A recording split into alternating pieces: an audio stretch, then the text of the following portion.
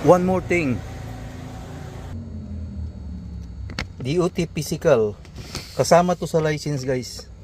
Kahit may license ka, may CDL ka, pag wala kang DOT physical, hindi ka pwede mag-drive ng truck. Hindi to sa company guys, federal law to sa US. Kailangan wala kang high blood, wala kang diabetes, wala kang seizure, at marami pa. Kailangan wala kang mga sakit na delikado sa pag-drive. At kailangan makapasa ka sa vision test. At dapat i-renew to every 2 years. Ito yung pizza na pagkuha ko at mag-expired siya sa 2025. At kailangan palagi ito dito sa truck mo. Pag pinupull over ka ng DOT, hahanapin to.